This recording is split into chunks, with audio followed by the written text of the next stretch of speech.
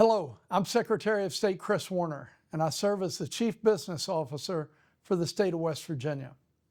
Part of my responsibility is to make sure that West Virginia is positioned to help create a strong pro-business environment to help grow our state's economy.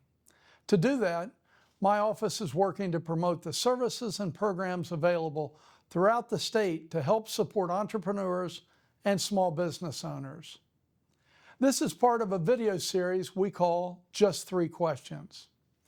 These videos are a series of short interviews that I'll conduct with West Virginia business leaders and entrepreneurs. We are here today at the Canaan Valley Resort in beautiful Tucker County, West Virginia. And joining me today is Jessica Waldo, who is the Executive Director of the Tucker County Convention and Visitors Bureau.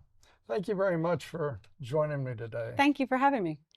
We understand how important tourism is to the entire population and economy of the state of West Virginia. So let's start, if we could, and have you tell us a little bit more about the role that tourism plays here in Tucker County and the economy here. So tourism economy is a huge part of Tucker County. More than 50% of our landmass is protected. We have 2 state parks, we have 2 wilderness areas, we have a wildlife refuge. So we have a huge outdoor recreation product that people come to visit. In turn, local entrepreneurs have opened up art galleries, breweries, dining experiences. So we have a very strong tourism economy that then in turn supports these entrepreneurs that have opened shops in different lodging and dining opportunities in the area. And it is been around for decades, and generations have visited this area. West Virginians that came as kids now bring their kids and bring their grandkids. So it really is an important role in Tucker County.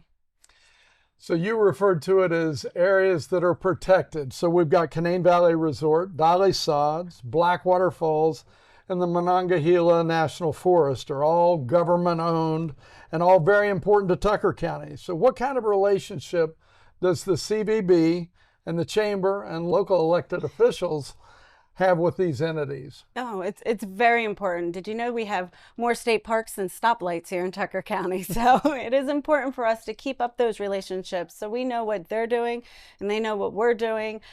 So we try to have a wide variety represented on our Chamber of Commerce board along with our CVB board, so that way they can have a voice on what our organizations are partaking in. And we also try to serve on a variety of boards throughout the state and our local nonprofits. Our local trail club, Heart of the Highlands, they host a quarterly stakeholder meeting, inviting all of these folks together. This way the different trail organizations and nonprofits that might be going after different grants or working on different projects can collaborate together and keep that open line of communication. So we really try to serve with them, not against them, and that way we can work together. Great. So over the last few years, Tucker County has come together to bring new life to Davis and Thomas. It seems like both communities have reinvented themselves as anchors for the arts, which includes culinary options, entrepreneurs, and galleries. So talk with me a little bit about the effort to not only bring a new vision to Davis and Thomas, but the effort to sustain that vision.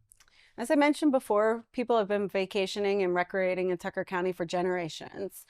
And we've been fortunate enough to have some anchors in the community. So there was a Mountain Maid and original artist co-op that's still here today.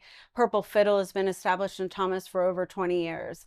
So we had some entrepreneurs that took the risk. They were artists not originally from the area and saw the potential. They knew that there was already a tourism economy here and that there were visitors coming that they could, potentially sell their wares to.